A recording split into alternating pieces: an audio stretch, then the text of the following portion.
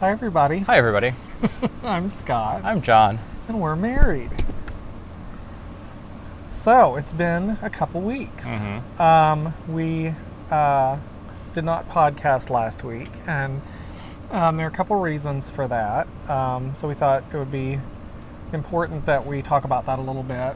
One of them, and the most important of all, was the murder of George Floyd here in Minneapolis, and we just didn't feel, with as many people, not just his family and his friends and everything else, but the community at large, the amount that people are suffering and what people are going through and what our society's going through, we just didn't feel like it was appropriate to act like nothing was going on and just post an episode. And I think we aren't the most directly affected by this, but it's still in our community. It just didn't feel right. In addition to that, we do live in South Minneapolis, in the city itself, and just a few miles from where a lot of the more dangerous things were going, the fires and things like that. So we were actually spending a lot of time last week and last weekend joining together with our neighbors and our community and just making sure that the neighborhood was safe for everyone. And so that took a lot out of us. Took a lot out of us,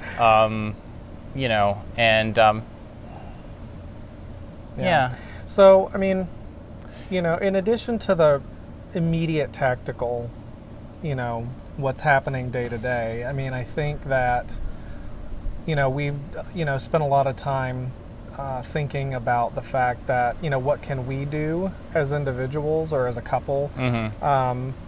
And, because there's a lot of people who are, emotionally, this is a big upheaval, not just because of one person being murdered, but also because of what this brings up for them. And, sometimes putting a word or a name or a face or putting words to something that you're going through makes it that much more intense and more impactful. And so I think a lot of people are going through, a lot of old scabs have been torn off and things like that. So I guess to me, what I think is,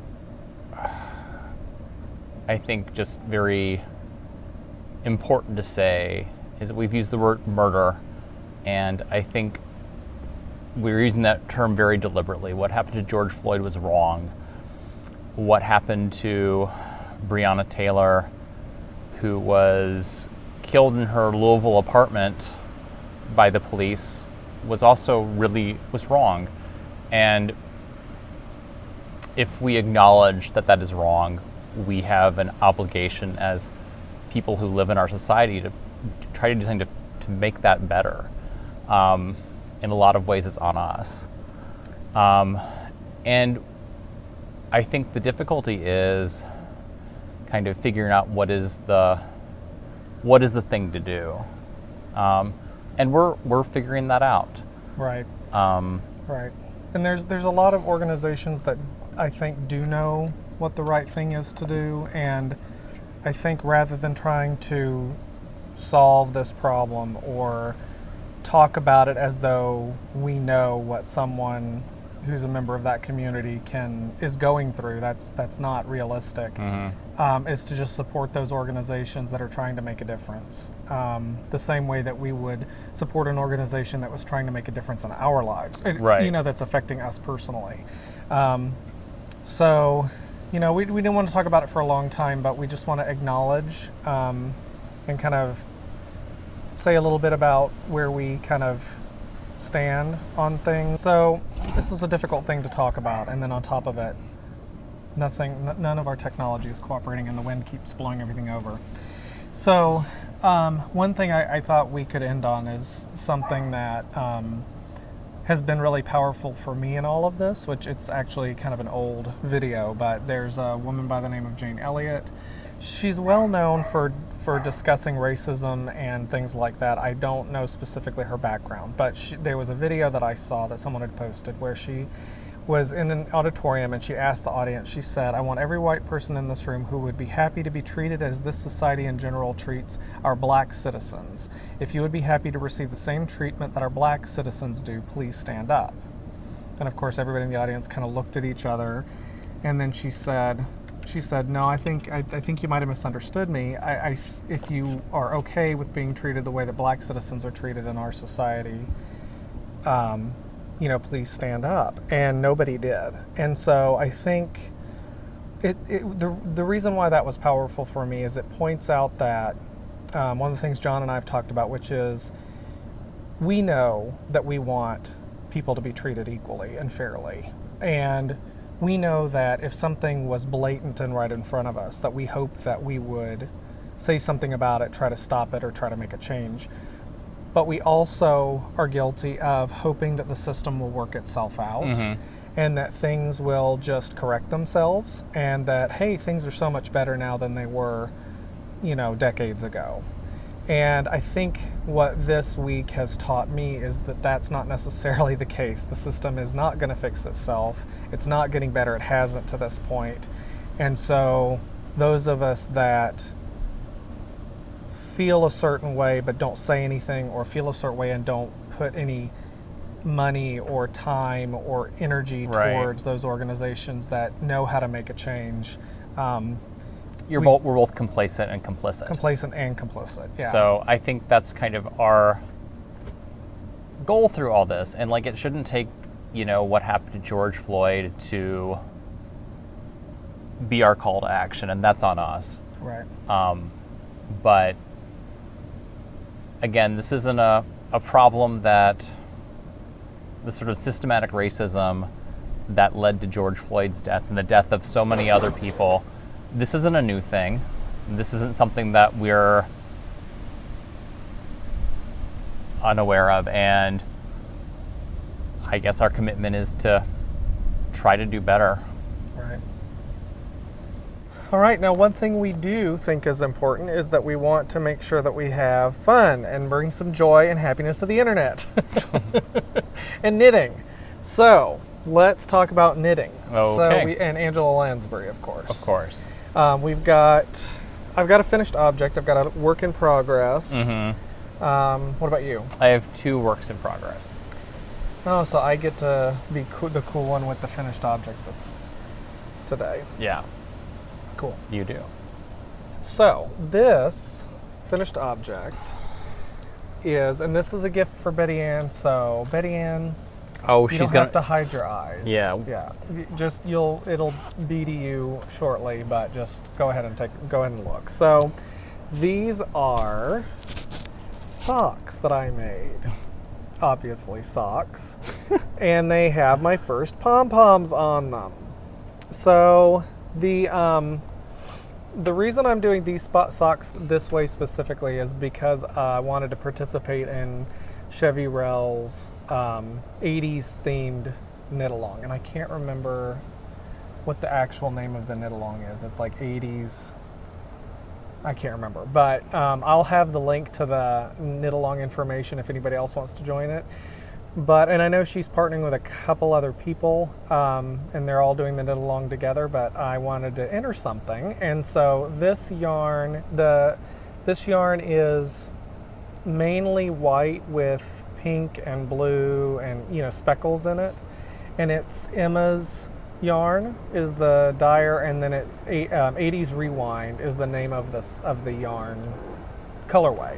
So, and then the pink is, I think it's Lorna's Laces. I bought it a long time ago. I'm pretty sure it's Lorna's Laces. But I bought it for another sock that I wanted to have bright pink toes in. And as one does. As one does, yeah. Right. And then I thought it would be fun to put pom-poms on them to make them even more 80s. Is that an 80s thing? Maybe. I always think of it as an 80s thing. I think that the pink the sort of neon pom-poms feels very 80s to me. So John, I asked John to show me how to do a pom-pom, and so he sat me down in front of a YouTube video. So that's his way of teaching, I guess. It's about connecting you to, it's teaching you how to fish.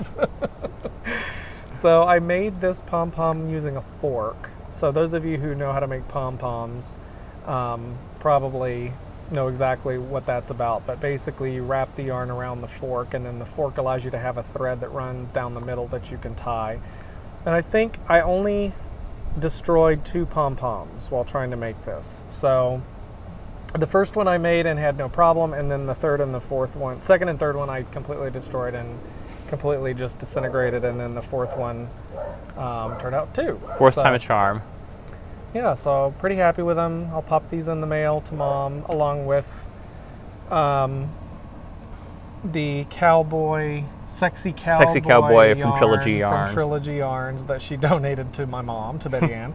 And then also I have something else that's a little surprise in there that I'm going to send to her. So, be watching for that package, Betty Ann.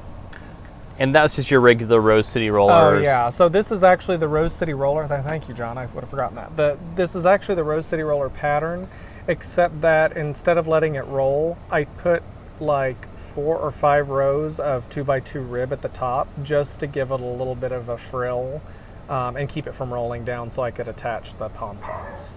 So that's the only difference. But it's got a heel flap and gusset construction, and actually I don't know what toe is in the pattern. I feel like I've said that 1,000 times, but I don't exactly know what pattern toe is used in the Rose City Rollers pattern, but this is literally just on one round you knit, then the next round you decrease 4 stitches, 2 on one end and 2 on the other. Then you knit all the way till you get down to 12 stitches on either side and Kitchener it together. So that's that. That's nice. Yes. Those are fun. They're washed and blocked and ready to go. Cool. All right. So my work in progress. I don't know if y'all remember. Thinking back to 2 weeks ago when I was working on a cowl and I was following this pattern called La Scama del Dragon, and I was struggling with it, and I decided that I didn't want to do it anymore. So a couple of people in the comments suggested there's a pattern called the Sockhead Cowl.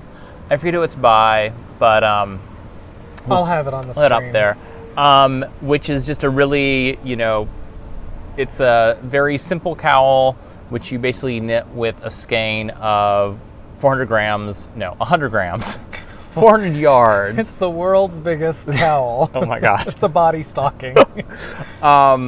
So yeah, so it's basically about 4 inches of ribbing and then stocking it all the way through. So the yarn is Herd of Turtles, Bishop's Castle. Do you do the? Hang on. Do the Herd of Turtles, Roadside Wonders. It's not Herd of Turtles. Herd of Cats, Roadside Wonders, Bishop Castle. You got that part right. I was pretty much right. So yeah, and it's the that's the yarn I'm using, and so this is what it looks like so far. So yeah, it's nice. So I think I talked about one of the reasons I was not enjoying doing this is what I needed in my life was popcorn knitting, which Scott says potato chip knitting, but I think he's lying. Everybody says potato chip knitting. You're the only one I've ever heard say popcorn knitting. I think popcorn knitting is better. Are you going to make that a thing now? Hashtag popcorn knitting? It is a thing. You use it. That's because you brainwashed me. Because I only have you to say the word anyway. So it's my popcorn knitting. So this is what I use for TV and stuff like that. And I'm Portuguese knitting it, which means sort of knit on the inside out like this. So yeah, it's coming along. I mean, it's obviously I had a lot to redo. So I don't know if... Because you ripped it all out. Yeah, no, I ripped it all out, and I don't know, it'll be good. I'm curious to know like how big it's going to be, like how tall it's going to get. So basically what you do with the pattern is you do the ribbing, then you weigh your skein so you know how much weight of yarn is in the ribbing, and then you keep weighing what's left until you're to that point, and then you start the ribbing back up. Wow, that's cool. So the idea is you use as much of the yarn as you can. I wonder, because there's a Sockhead hat pattern that a lot of people talk about, and I wonder if that's similar. Because there's Sockhead gloves or mitts. I've seen them. Because I know a lot of people talk about that pattern, and I think because it's a slouchy hat, and I wonder if it's like one skein Could be. equals the hat. Could be. I haven't done anyway, that pattern. so thank you, the people in the comments who supported my destroying of the old one and then suggested this new pattern. It's lovely, and I think I don't know if y'all can see that so well, but I think it shows off the yarn really well. So, yeah, super pretty, super fun, Cool. super easy. So yeah, that is that. And that's for Steffi. That's for friend Steffi. All right. So then my work in progress is from the knit-along, so we can talk about that last if you want to go and talk about your... My other one's for the knit-along too. Okay, Yeah, all no. right. So we should talk about the knit-along. All right. So we are doing a knit-along. What? No. And it's the Intarsia and Entrelac knit-along. Mm-hmm. Hashtag something sweet Hashtag, tea. nope. Hashtag SweetTeaNoShade 2020 Okay. I'm almost 100% sure. If that's wrong, It will be on the screen. So the rules are that you just have to do a project that includes Entrelac or Intarsia, and it could be knitting or crochet, because we found out that it can be that you can do both. You can do both. And then this all came about because we were gifted some yarn by Trilogy Yarns, Nancy, in Washington State. And so she has a wonderful selection of beautiful colorways. And so we're giving away a couple skeins. One from the finished objects thread. So if you haven't done a knit along before, if you go on Ravelry.com, there'll be a group for our Sweet Tea No Shade podcast, and then there's a conversation. There's a link to a conversation for finished objects, and then there's a link to a conversation about chatter, and that's where people can have conversations about the projects that they're working off, show off their progress, things like that. So we're going to pull a person from the finished objects thread to give a prize to, and then also if you post a picture on Instagram with hashtag SweetTeaNoShade and then do tag us too, because we love to get those notifications, and we can look it up by the hashtag, but if you tag us, then it helps pop to the top of our list right away. And I'm Sweet Tea No Shade on Instagram, and you're John Asbury. Yep. AZBURY. So, yeah. So we talked about the rules. And it goes until the end of July. July? Yeah, because we started May 1st, I'm pretty sure. I hope so, because the end of June, I'm not going to finish on time. No, it's not the end of June. Okay. I think it's the end of July. I'm pretty sure it's the end of July. So, yeah. So, right, because I think it's a 3-month. Yeah, we decided to do it for 3 months. So anyway, having said all that, I'll show my project, which I'm really, really loving. So this is the woolly, sorry, I always say that. This is the All Squared Up 2.0 hat. And it's Theresa Schabes is the name of the designer. This pattern, she released this pattern, it looks like in 2017.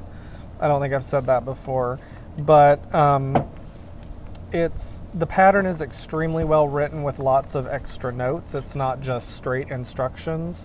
She's got little call outs and boxes with instructions on it. And so, yeah, so here is the progress I've made. So as it's starting to look like a mushroom, which is kind of funny.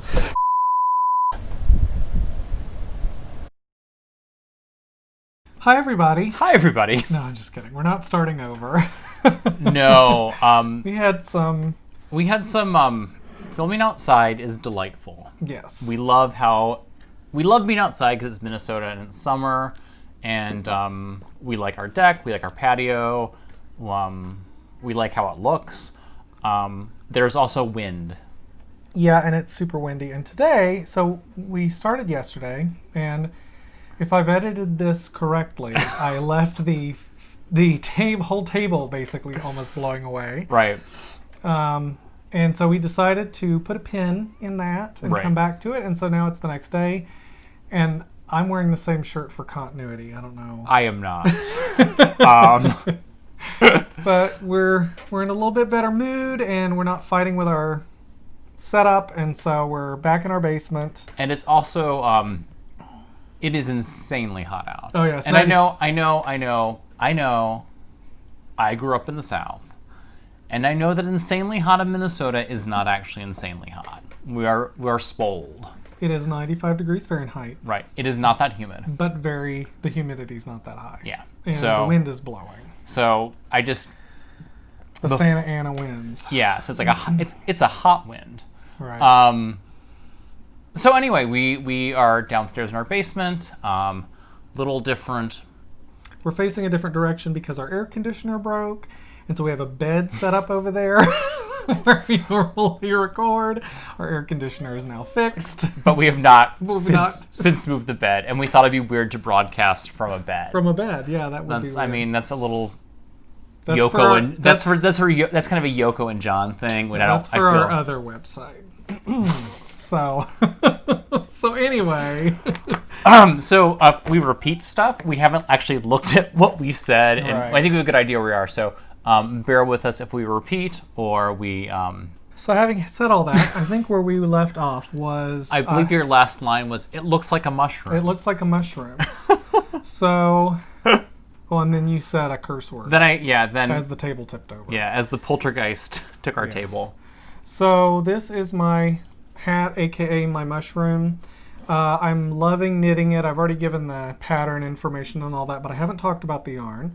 And that is, at least not in this episode. I have in the last 19 episodes, but this is the Miss Babs is the dyer, the Yowza base. And it's Stephen B Goes Gaga, which was the colorway for the knit hop shop hop a couple years ago. Long hop. Knit-along hop. Hop along sock hop. And so so I'm loving knitting it. I'm loving Entrelac. It's so Entrelac. Yeah. Entrelac. Yeah, you're doing Entrelac. It's really, really cool. I always get a little anxious when you're knitting because you have these holes. Yeah. And so I'm like, oh my god, it's going to be a disaster. But of course, those close up with the next round. So this is going to be so cool. Yeah. And I'm debating it. I'm debating gifting it or keeping it.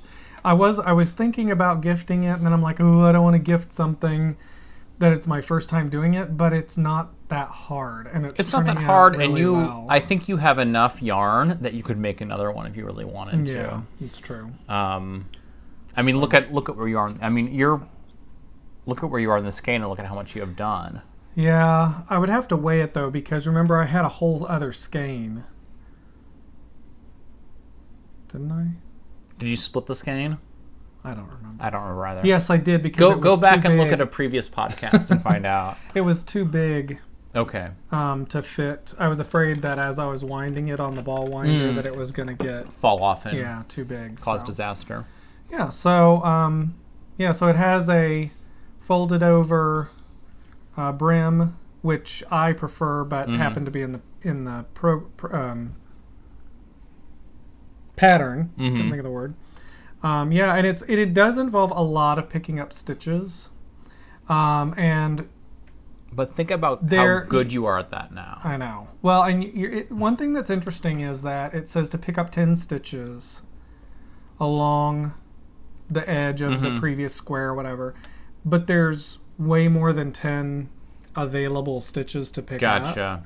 So you have to be careful to only pick up 10, and you have to make space sure they're them even. Out. Yeah, I'm finding it difficult to it's not clear to me that I can pick up every other one, because then I end up with 8. And it's just it's not exactly. I don't have it exactly right, but I just space out my 10 stitches as best I can. Yeah. Yeah. So that's that. That's is super cool. My knit-along project, and I'm loving it. And I've got.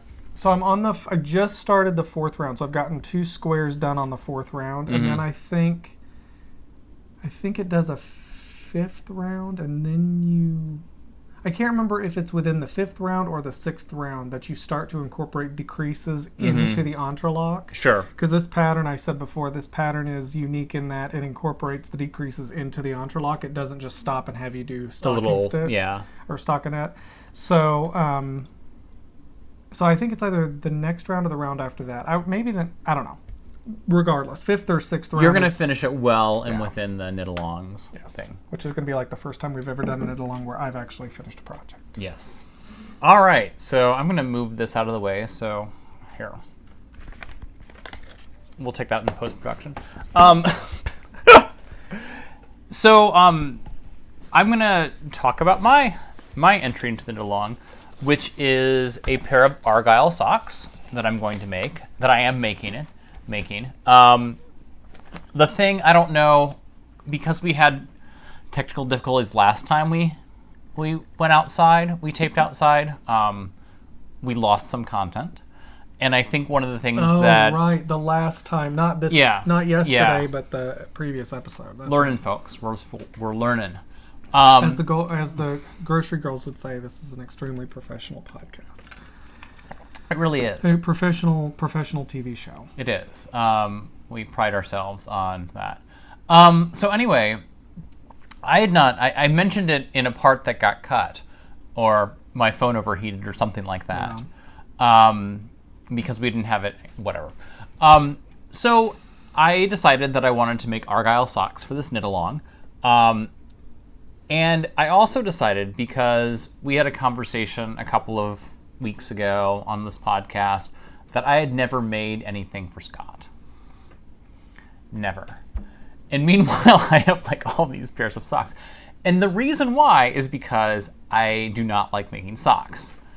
And so... And typically when we knit a scarf or a hat, it's community property. It's community property. Right, right. But socks are not, hand-knit socks are not community property in the same way. So being a sock...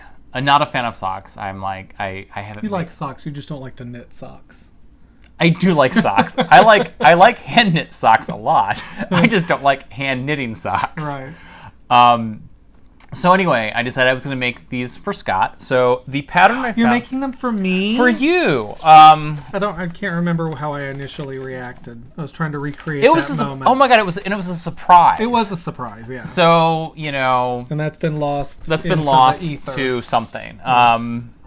So I found this free knitting pattern on a website called purplekittyyarns.com. Which commenters commented and they're like, oh my god, I totally forgot about that website, blast from the past. So I guess it's been around for a long time. Great. Because I loved the name of it, but several people were like, oh yeah, Purple Kitty Yarns, it's been around forever. And the pattern is pulled from a website called freevintageknitting.com, and it's basically an Argyle sock pattern. And the way it works is you knit it's a free pattern, so I'm just going to sort of hold this up. So basically you knit the Argyle pattern, you do the ribbing, and then you do the Argyle pattern, and then you sort of go, and this area right here is the instep, right? The top of the foot? Yes. Okay. I'm pretty sure that's the instep. Correct us if we're wrong. Well, instep doesn't... I don't anyway. know. Yeah, whatever. And then you do a heel, flap, and gusset, and close it all together, and then knit the rest of the sock. Which I'm super excited for you to try, because I think... Maybe that will get me over my... I'm holding out hope that heel, flap, and gusset is going to make you want to knit socks, because it's my favorite part. Well, and having knit one pair of complete socks, that was an afterthought heel, I will admit that the picking up stitches and cutting the heel out, like that gave me all kinds of anxiety. And who was it? I was just watching... Oh, the one where you can... It was Arnie... Was it Arnie? No. Somewhere they had... Oh, it was Arnie and Carlos. You're right. They knitted I think it was recently they released a YouTube video where they knit an afterthought heel as they went. Yeah. So it was a... They had a funny name for it. It was it was an afterthought heel done... It was a precognition heel? Just in thought or something. Right. Just in time. I don't remember what it was called, but it was... I think it was cool the way they did that. Yeah. Which makes sense. There's no reason why you... Yeah. Except for the fact that then you're stuck... Well, I guess it doesn't matter. So anyway, That's another story. So anyway, I am very excited about it. So what I'm doing, and this is fun because, like all things, it's fun to, when you are in college and you write a paper and you can submit it to 2 classes? I was never able to do that. That's what English majors get to do. Yeah, you don't do that night. Well, now that I think about it, I bet there was stuff that I developed. I wrote a little program for something, and I could use it for 2 classes. I mean, you had to be creative, and it didn't happen often because you were tend to read different books and stuff like that. Right. But there, you could easily rewrite it. That's amazing. I know. Humanities, it's the best. Don't do STEM. Yeah. Do English. Do English. You can resubmit papers. You can get a worthless degree faster. Hey. No, I'm just kidding. It's not worthless. Just kidding. It's been very useful. That's why you have a master's in public health. Right. Using that English degree. Okay, I'm sorry. I don't mean to be trashing your degree. I don't think that. Go ahead.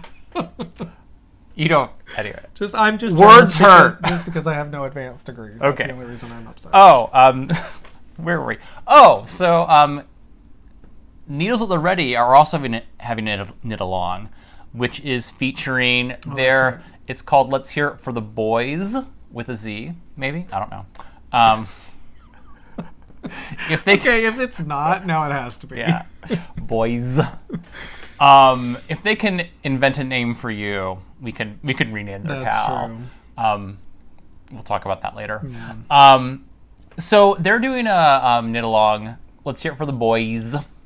That is featuring kind of male designers. I don't think there's a Z in it. It's Let's Hear It for the Boy is the song, and their knit along is with an S. And I think you somehow got it mixed up and added a Z. I love it. It's now Let's Hear It for the Boys. Okay. So anyway, their knit along is about sort of highlighting male designers, male makers, and stuff like that. So for these socks, I am using I think I mentioned this last one, Leading Men Fiber Arts. Their yarn, and it's all kind of a disaster. Spice Market mini skeins, and then this is, oh goodness, I forget what it's called.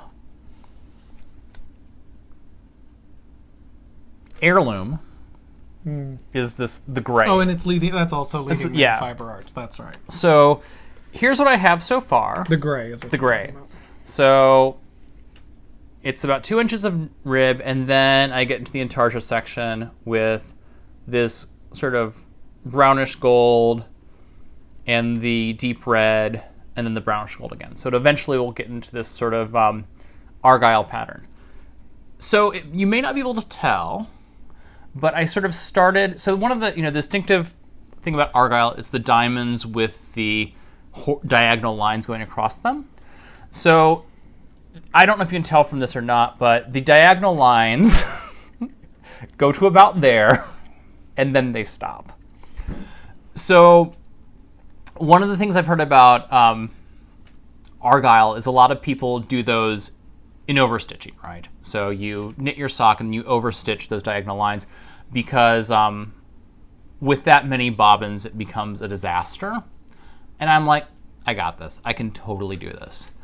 So this is my yarn right now with 2 bobbins and 3 balls.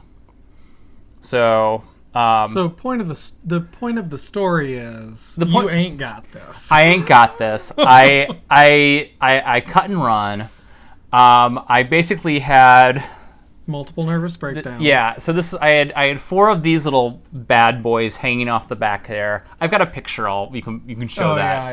Yeah. Of the Intarsia yarn disaster, and I'm like, you know what? I don't need to do this because it was making me crazy, and I mean, it'll be fine. Well, and we both like. When I used to do cross stitch when I was young, and I really liked it. And you like doing. I've done embroidery, so it'll be fun. Like that. Yeah, it'll be fun. So we're just gonna keep on going.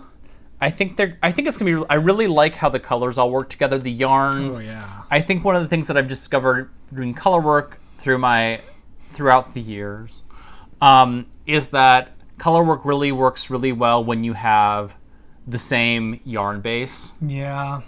It just helps. So that is so true, because you and I have both tried to do things where we're using vastly different yarn bases, and it just becomes difficult. It's not as it can be done, obviously. It can be done, and it can be really cool, but it also can be it makes it for a neater fabric, I think, because they aren't fighting the same way. Well, and I think it also depends on your experience and ability level, because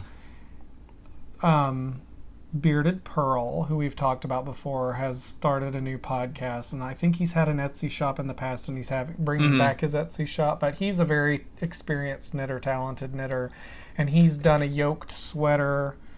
The color work is done with his own and his husband or partner's hand spun yarn at different weights and stuff. So that's obviously not the same base. Yeah. So he's, it can be done. It can be done. It's just maybe not for your beginning project. Right, so what I like is, I don't know if you can see this, kind of what the back looks like, which is just super cool. So I always find the backs of things so interesting. Yeah. I do? Yeah, you always talk about the back of color work projects. I think it's super fun. And I'm just like, hide it. It's the inside. It's like the guts. And so you can sort of see where this little yarn end is where I gave up. So anyway, so what I'll do is I'll knit the full color work section, the Intarsia section, then I'll do the overstitching, and then I'll do the heel flap and gusset. Because I feel the overstitching is going to be a lot easier to do on a flat garment. And I also feel like if I don't do it at that point, you're just going to have to be pulling the needle on the inside of a tube. Yeah, and I feel like if I don't do it at that point, it's never going to get done. You'll just have like cute little diamond socks. Yeah. Which, I mean, it would still be awesome, and they'd still be an important milestone of the first... Every time I wore them, I would be like, I'm wearing a failure of John's. I'm wearing a John failure. This socks My husband is a failure. It's like, slip it on and be like, John makes me sad. Right. The big, nice... Oh, those aren't Argyle, are they? They're not. Oh, they're Harlequin socks. But anyway, I got to wind some bobbins, which was fun.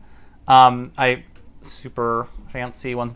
So, and I would be curious, like I use these, I wonder if this might have been easier if I'd actually used real bobbins that were smaller. I don't think that was the issue. Yeah, it was just a jangly mess. Yeah, I think the issue was, how do you manage? I mean, people get worked up when they make... There's 1, 2, 3, 4, 5, 6, 7... There are like 9 different bobbins. Yeah, because there's 5 now and there are 4. There were 9 different yarns hanging down. And I know there's a trick to like you can turn it one way or another, but it's just, and then you're also... People get worked up when they're knitting 2 at a time socks. And their yarn gets tangled and they freak out. Yeah, I've done that. So 9 bobbins. Speaking of 9 bobbins, Betty Ann actually would be an interesting person to discuss this with. Because Betty Ann's my mom. I know I say that every time, but somebody might be watching and have no clue who I'm talking about. She did that Afghan. Right. And each of those. You know what? That's Intarsia. Is it? Yeah, because she did an Afghan. Do you want to go get that? Okay. I think this Afghan is older than I am. So, but yeah, I'm pretty sure she did that with, because she talked It looks like so if you look at the... She talked about the fact that, because this is Afghan or Tunisian crochet. Right. And she talked about the fact that whenever she was working on this, she had all the different balls of yarn hanging off of her needle. Cool. So, what I think she did, that's what I think it was. She did each square, and then she connected the squares together. I think that's right. So we have this on our couch at all times. It's very comfortable and very lovely. It's very heavy. And so, in all kidding aside, that was my first gravity blanket or weighted blanket before they had weighted blankets. Okay. Because whenever I got like upset or worked up, I would put that on me, and it was heavy and it felt good. Nice. Yeah. So that's kind of fun. So Betty Ann has already entered our knit-along. She has. Back in the early 70s. Yeah, I might have been little. It might have been in the 80s that I don't remember. Okay. She'll tell us. Okay. You think? I don't know if she watches our episodes. I don't think she never has much to say though. So she never comments like 15 times. She's a shy flower. She is. She's a wallflower. Wallflower. So anyway, I'm super excited. I think, and so without the 8 million dangling bobbins, my life is a lot happier. And I think, and it's not to the point where I can just sort of like, because I sort of pay attention when I'm knitting this, because you're always changing colors, but it's a lot easier. So I feel like this is actually now a workable project as opposed to one that is making me sad. Sad. I don't think that was sad, angry, frustrated, violent. So I feel like the lessons of this thing and the cowl I'm knitting is that if it's difficult, just modify until you can do it. I think everybody does that. Don't be afraid to not try hard. That is wise advice. I don't have any idea what it means. Yep. No, it's yeah. Don't. I mean, I think there's a challenge. I think there's something said about doing things that are challenging, but if you can figure out a way to work around that challenge and make your life less. Well, does this pattern is it written in a way that tells you to have all the bobbins, or does it tell you to overstitch it? It's this one says have all the bobbins. Okay. But I mean, everyone. Again, it's your first project, and you don't need to have 9 bobbins on your first project. I don't think I ever need to have 9 bobbins on anything. That seems like a lot of work. That's true. So yeah, Intarsia, everybody, and then I have to show off. Intarsia, Gladiator. And this is, of course, a Koji Knits bag. That's right. It's got doggies, and it's Christmas. All right, so enter our knit-along. Enter our knit-along. Okay. All right, so we have 7 posts. Yay. In our finished object thread. So, okay.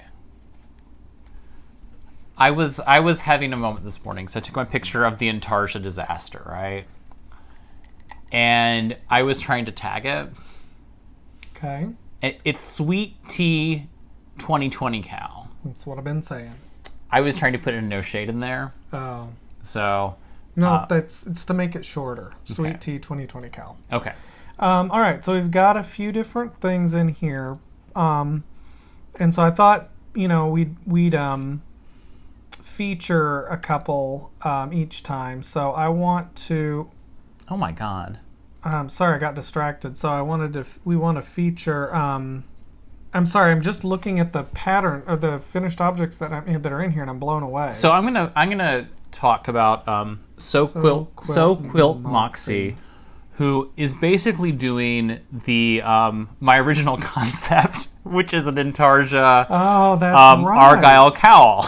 Like, almost exactly. And she did say, she's from Montreal. Yeah. So my original plan was to do this, so I'll have to look at her pattern and maybe steal it, because I really like that. Ariana is her name. Ariana. Thank you, Ariana. So during this, we will have put things up on the screen to show her. Amazing. That's amazing. So, yeah. So anyway, there's... and then inside... It's reversible. What? Well, I wonder if it's a struggle is real. A snuggle is real? Snuggle is real. Could be. It looks like it might be. That's what I wanted to do. She decided to make the cowl reversible by adding a lining. So, okay. Color changes were done using the helical method. Do you know what that is? No. But I'm really impressed. And yeah, that's like the platonic ideal of what I was going to do. What does that mean? So, the idea of like the things that don't think everything has a platonic, idealized form that doesn't really appear in the world. Oh, Play-Doh, like the cave and the thing, the shapes on the wall. Okay. Yep. I knew what you're meaning, but I heard platonic and thought platonic as in like not romantic. Right. All right. So so there's only 7 finished objects, although it's only been right. a month or whatever. And I know we've got a few tags on the. I'm just so blown away at like the people that are so talented post these things and then they watch us. We're fumbling along. Bobbins. They must just roll their eyes. You guys just I don't know. I your really. eyes. God, I'm so glad. I have so much fun when we do knit-alongs because people post things and it's like, wow. That's amazing. Okay, you should do an Entrelac one, since I'm the king of Intarsia and you're the queen of Entrelac. I'm the Archduke of Entrelac. Yeah. All right, and then Annie. I'm sorry, I thought it was Anne Levin. It's Annie. Annie Vin. Annie Vin. It looks like she's made 2 baby blankets. Yeah. That's pretty amazing. So, they're so... that's inspiring me to do a baby blanket. Mm-hmm. We have a new member of my family on the way, so I might have to see if she did a pattern for that, but it's beautiful. And I just love the fabric that this creates. Mm-hmm. It's very cozy. Squishy and cozy and fun, yeah. So, yeah. All right, so... keep them coming. Keep them coming, yeah. This is super fun. All right, so... It's time to talk about Angela Lansbury. It is. So I did not tell you, Betty Ann texted me and was like, I'm sitting here, so her boyfriend David likes to watch cowboy movies. She's like, I'm sitting here watching a cowboy movie and it stars some guy and Angela Lansbury. Oh. It was, I can't remember what the name of it was, but anyway, we'll get to it eventually, I'm sure. We're going to be 98 years old and still watching Angela Lansbury movies. She's certainly done enough movies, so that's what makes it so much fun. Yeah, so let's talk about The Love She Sought, also known as A Green Journey, which I don't understand what that means. Yes, Ireland is like associated with green, but why is it called A Green Journey? That might have been the title of the book it's based on. Oh, you know what? I think you're right. Which actually sounds like, I'll be honest, when I think of A Green Journey, I think of like someone talking about smoking a lot of pot. Laced with something. Yeah, exactly. A green journey. That is not what this movie is about. No. Aging school teacher Agatha McGee, Dame Angela Lansbury, at a Catholic grammar school in Minnesota, questions her life's existence when she has to... Life's existence? I don't think that's what they meant there.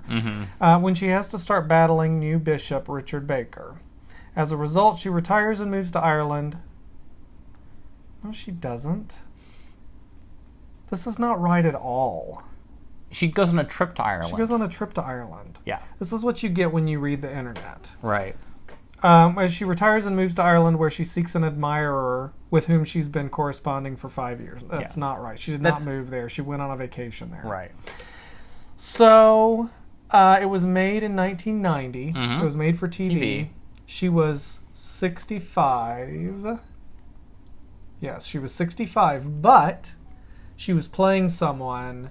I think we determined she was playing like 55. Yeah, because there was something about the war.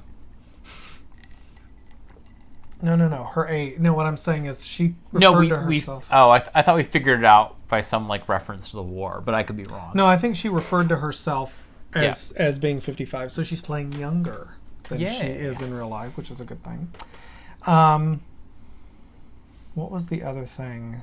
What do we normally track? We track her billing. Yeah. She is definitely first billing. Yeah.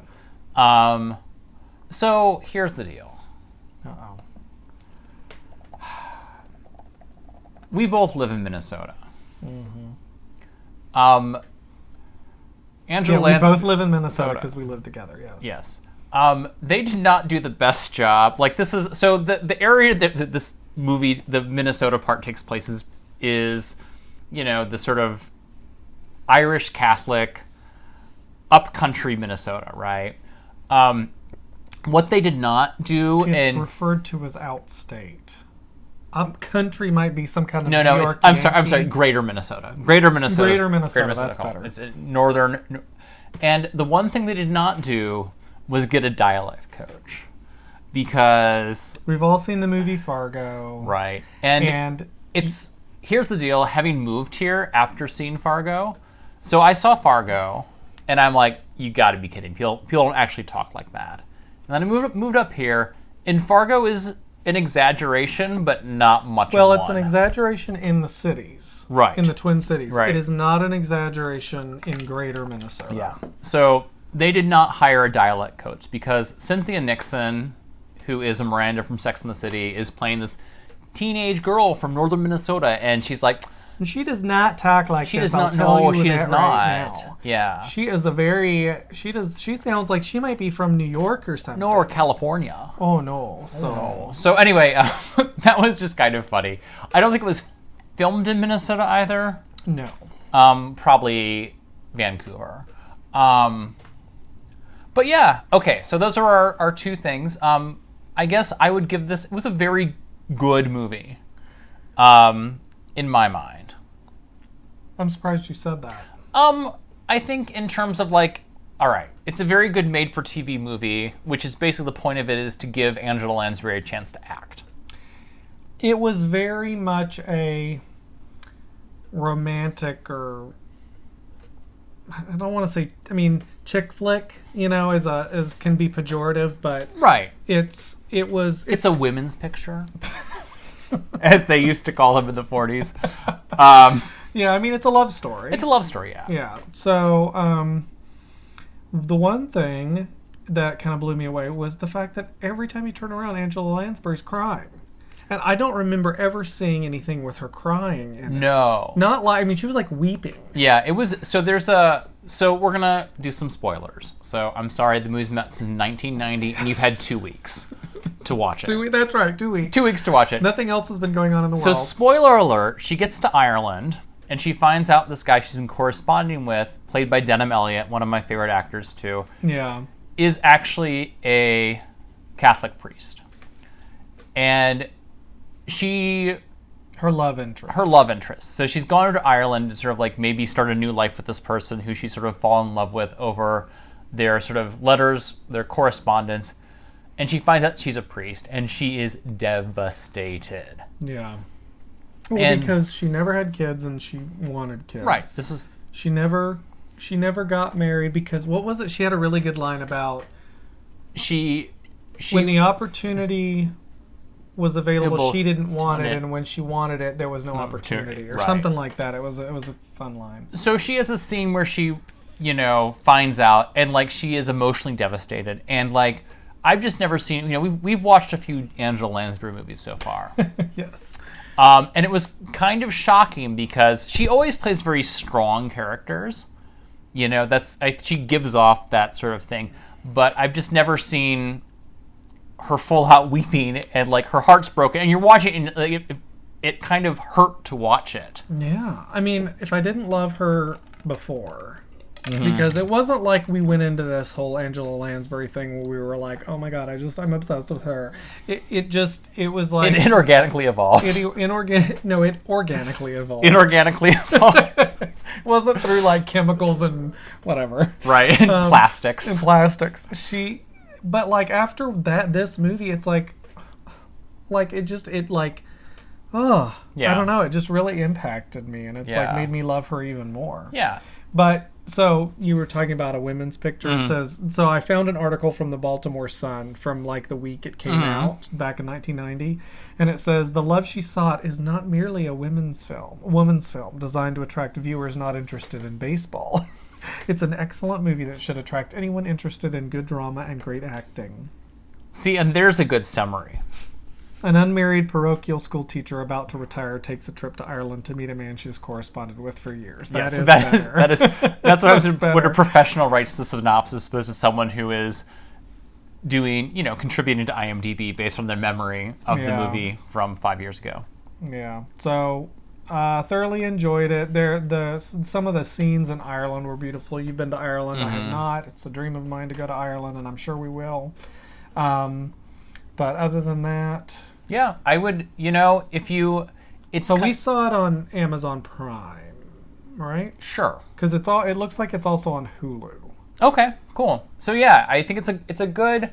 There are times in your life when you want to just watch a nice romantic emotionally whatever movie. It's a good rainy day afternoon movie, I think. So how do we get Betty Ann to watch one of these movies? Because for some reason she keeps telling me the dog ate her homework. We lie and tell her that Rick Springfield shows up half naked. Oh, that's right. We should find a movie that's got Rick Springfield and Angela Lansbury. There might be. How did you know about her obsession with Rick Springfield? I think she and I had a conversation about it because he used to be on General Hospital. Oh, okay. So it was one of the many things Betty and I have bonded over the years. So anyway, that was The Love She Sought. A fine movie. Yeah, it's a women's film. A women's film. For people not interested in baseball. Which I am not. I'm not unless there's a lot of alcohol involved and it's outside. Right. So for next week, I'm. Oh, you've already got one picked? I have an executive decision. Alrighty. We're gonna watch Sweeney Todd. Okay. Which is not an Angela Lansbury movie. It's a filmed stage production. But I feel if we're on to TV movies, we've already broken that rule. Well, yeah, we don't. Yeah, my thing is, as long as it's not TV, it could be anything but TV. Falls into this category. Gotcha. Yeah, or is up for. So you could watch a Murder, She Wrote made for TV movie, but not an episode of Murder, She Wrote. Well, I don't want to watch it out of order.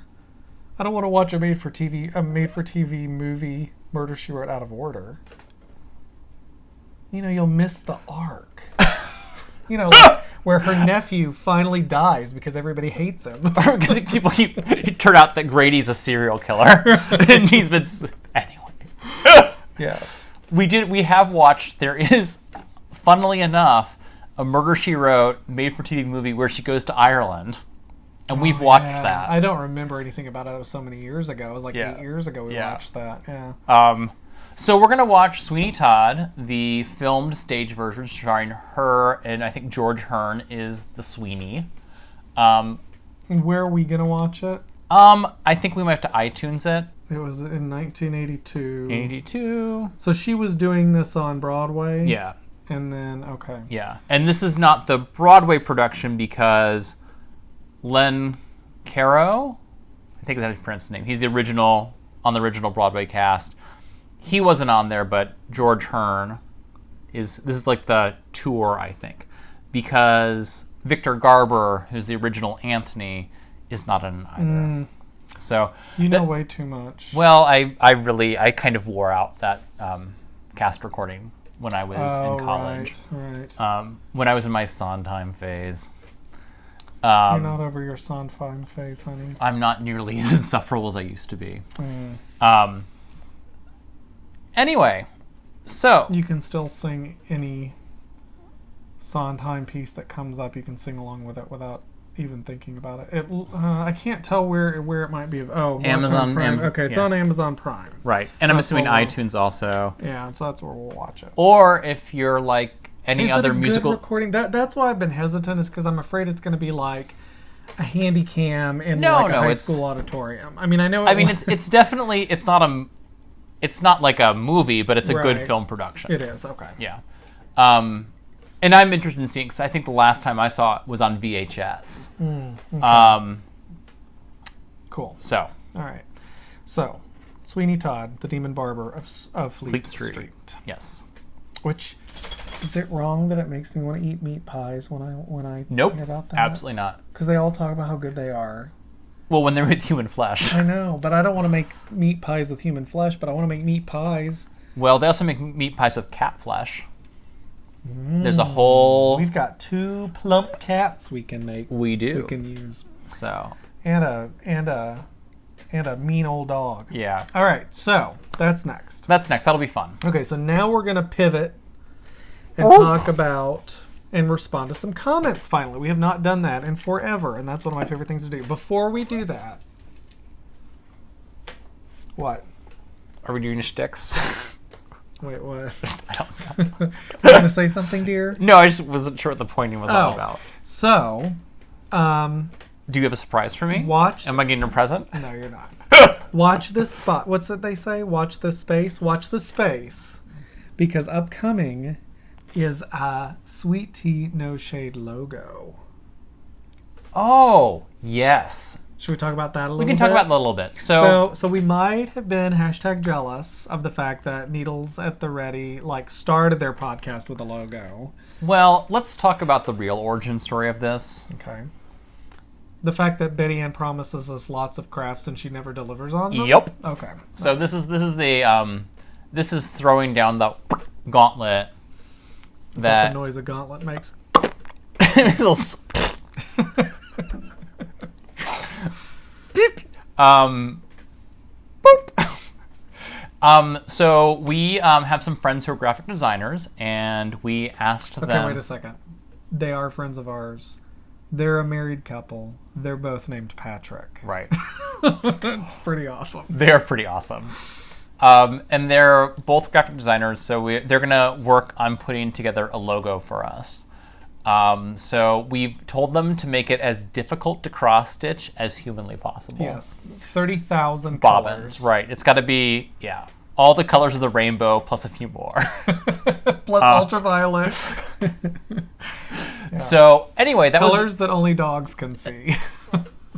Well, it was a joke. Okay, I'm like, wait a minute. I'm like, honey, just so you know. Yes, I know. Keep going. Stop.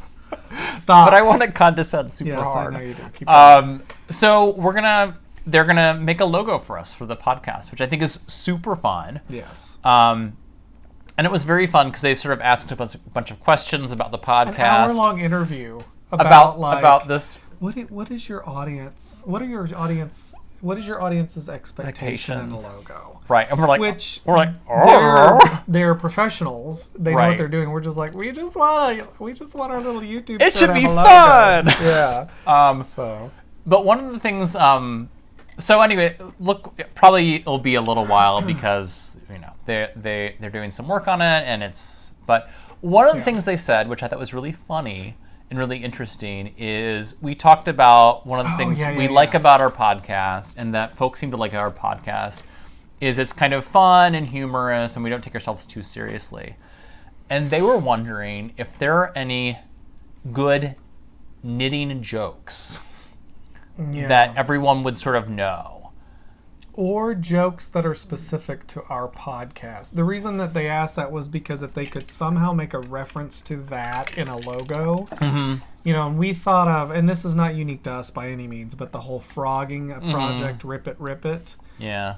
That was like the only joke we could really. Yeah, a knitting joke or pun. Or it doesn't, or a joke that, it doesn't even have to be a knitting joke, but that a joke that's specific, that we make a lot, or that we reference a lot. Oh, we didn't even talk about Betty Ann. She doesn't deserve to be in the not logo. Yet. Not until she makes it happen. That's true. Not until she delivers. So anyway, I was thinking about like knitting is a very be a very punny world. Yeah. So like every podcast or every knitting store is usually a pun of some sort. Right. Like eat, sleep, knit. What's the one? Often with purl. Like purl is used often in knitting. Anyway, I think John's having a stroke. I am. I'm having. I'm not even going to try to, because my memory doesn't work that way. I can't just pull up a name of the artist. Darn it anyway. Darn it anyway. That was the one I was thinking of. Yeah. So, so if you have a good knitting pun or a knitting joke, put it in the comments. Yeah, because that'll be helpful for them. Yeah. So, all right. So now we're going to respond to some comments. All right. So. I'm gonna respond to these kind of I didn't get real organized before the episode, so they're gonna be a little bit. I in the past I've tried to group them into topics, but I didn't prep well enough. So, Summer King had recommended a couple Angela Lansbury movies for us to watch in the future. One is The Blackwater Lightship, where she plays an aging grandmother of an estranged family coming to terms with a gay son who has AIDS. Talent for Murder, which we talked about is a possible one. That's the one where it's another, before she was Jessica Fletcher playing a detective. Sleuth from 1972, which has Laurence Olivier and Michael Caine. But she's not in that. Oh, He's gotcha. saying that movie reminds... Gotcha. I'm glad you picked up on that, because you probably know that movie. And he was talking about he's from Ireland, so like watching The Love She Sought and recognizing the filming locations, which I think is always kind of fun. Oh, yeah, for sure. I didn't pick up on that either. Good catch. English majors. Yeah, English They read. majors, they read. I'm gonna punch you right between the eyes. Okay, so we did get a comment from Catherine Hastings, who I have to bring up because she's one of my favorite commenters, because she always comments. She's the one that like made me like I was laughing so hard I couldn't breathe in the past. And she says that she talks about how she's sitting with the back door open and she can hear skylarks and robins and seagulls and lambs, and then she's like, they are meat sheep. Hey, meat sheep are important. I love Catherine Hastings. So we got some positive feedback from Kat Montgomery, who's a longtime viewer and regular commenter about the mics. Good. So thank you. We appreciate that. I feel like a newscaster. Yes. It just helps balance things. So we do have to give a shout out to Lynn Steele, and there were others who've also made similar comments, but we appreciate the support about like when you decided to frog the cowl. Everybody's like, girl, life is too short. Life is too short. So, and I think, again, I think I mentioned it earlier, but again, that was a day ago outside, but the pattern, the Sockhead Cowl, came from the comments. Right. So that was great. And then Sharon Keene had commented, as I'm picking up my small set of interchangeables, I remember a great tip from Very Pink Knits. Use one of each length tips, putting the longer one in your right hand as it gives you more to hang on to. Which I remember watching that, and I've forgotten about it, and I want to try it. But that would only work in the round. Yeah, that's true. But I mean, no, I'm just saying that would work in the round, but Yeah. otherwise you have to switch your tips. And that'd be... Yeah, but no, you're right, working in the round. But that's I'm glad that Sharon commented that, because I remember seeing that months or years ago, and I totally forgot about it. So I'm going to try that on a future project. Randy Hardy had commented about the picking up the gusset stitches and those being loose, and that there was a project, or my recent pattern. Randy Hardy must be a designer. My recent pattern has you pick up the gusset stitches through both loops like normal, but then on the next round you knit those stitches through the back loop, which I have not done before. That's a fun idea, and it'll give me something new to try. And so Randy Hardy, I will check you out on Ravelry to see if you have patterns posted there. But thank you for that idea. And shout out to Patty Golden. You're right. We were talking about Georgia in Vancouver, Georgia, in the southern United States. But there's a whole country. There's a whole country. So that's right. Oh, Debbie Frenia is looks like the person one of the people who recommended the Sockhead Cowl. Yeah. So thank you, Debbie. So it'll be interesting. Our dog is in front of us, making lots of noise, eating a bone, or a wooden bone that he likes to chew on. So we'll see how that goes with the mics. Yeah. If we tried to get it away from him, he would bite our heads off. So. Oh. So let's talk about Shawlette. Why? Because in the comments. Nobody's interested in Shawlette. Nobody gets it. It's an inside joke between other podcasters and my mother. Yes. Which that's not fun for anyone. Well, it's kind of fun. The Needles at the Ready's podcast, guys. So I wore to a knit night that they happened to be on. I wore a name tag of "Hello, my name is Shawlette." So. Because Betty Ann decided that would be a funny nickname for Scott.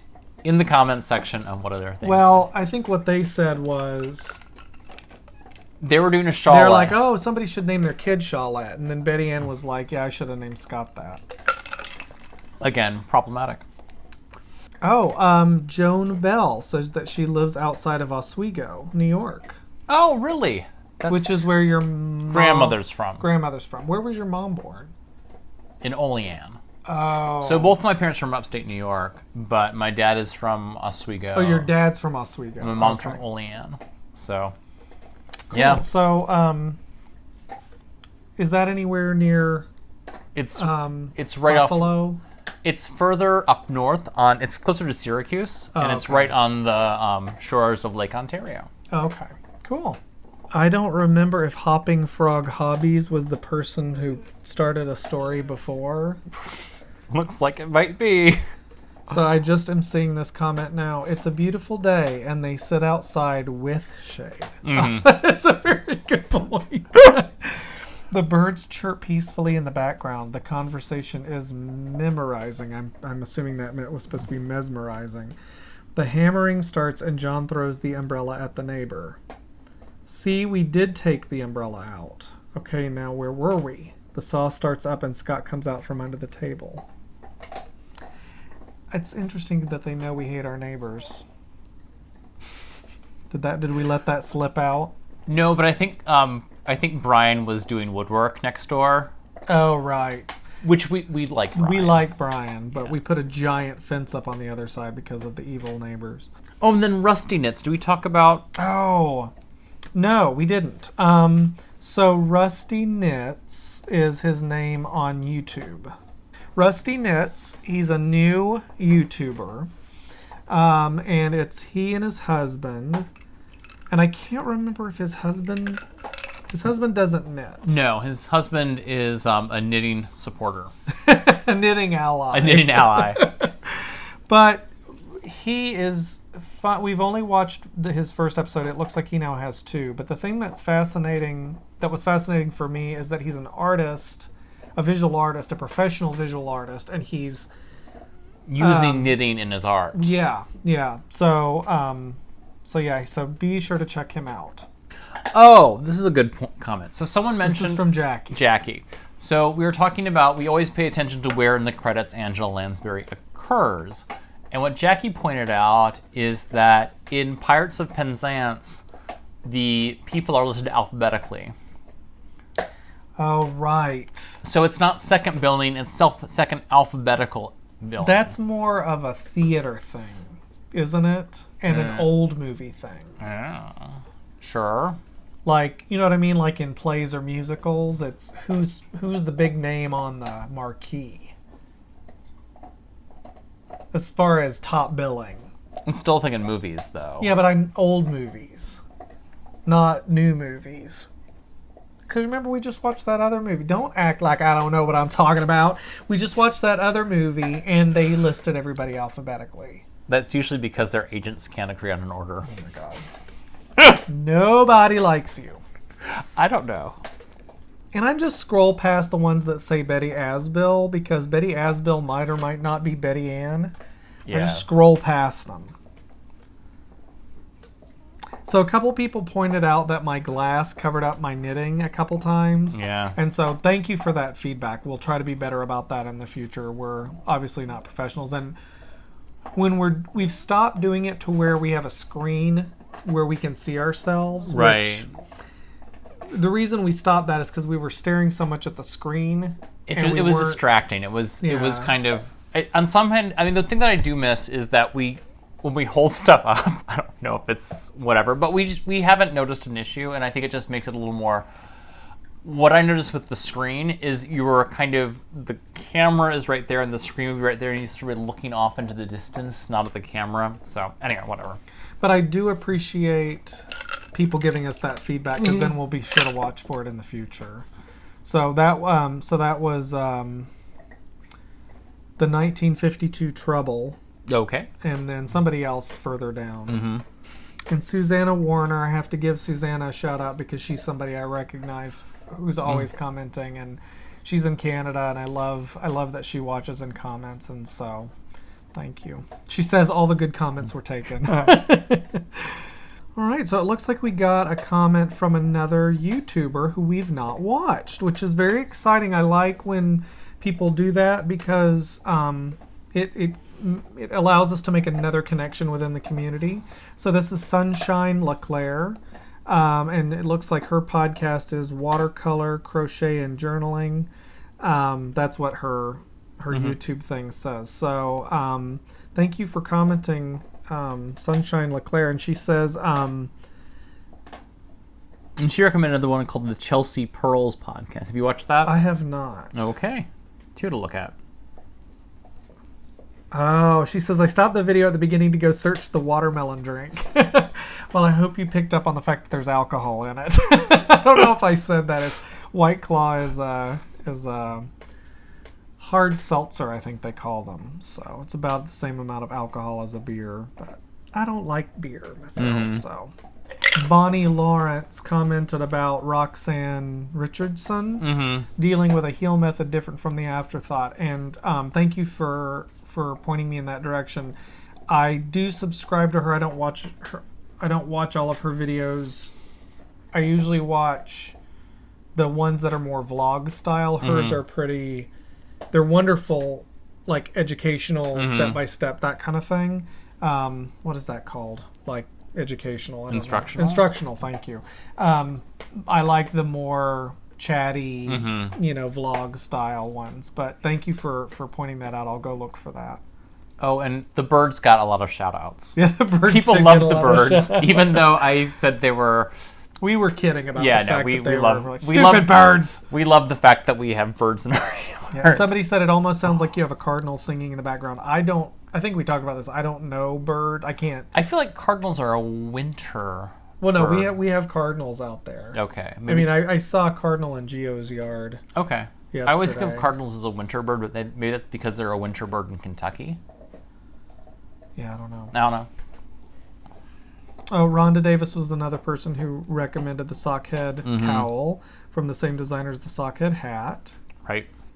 Oh, and thank you to Lorraine Pullen, asking if we're okay. I think we talked about this at the beginning of this episode, but things are kind of calming down, and I think the city is going to move things in the right direction. So, so Tracy Roberts. Anyway, the reason I brought that up is just because it's really touching that people would even think about us, and everything. So that was wonderful. So Tracy Roberts, Emerald Stitches, who's from Albany, or at least, so she said that she's been working towards opening a yarn shop. She still is.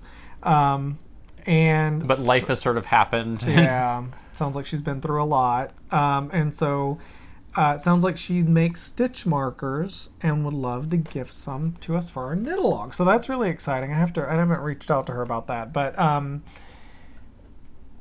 Tracy, if you sell those, let us know. I don't know if you... I'll look and see if you have an Etsy shop. But if you have somewhere that you sell them online, let us know. And we'll make sure that we put that in our notes and tell everybody about it and stuff.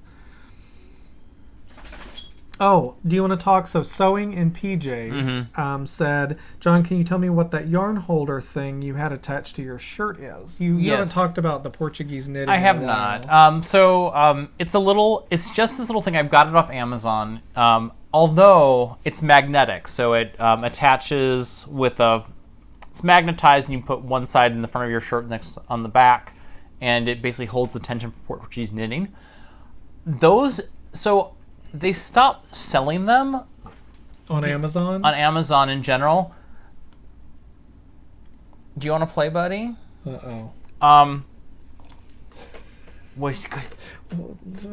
Yeah. Anyway. Sorry. Go ahead. Hi, Harris. They stopped selling the magnetized ones because they cause issues with pacemakers.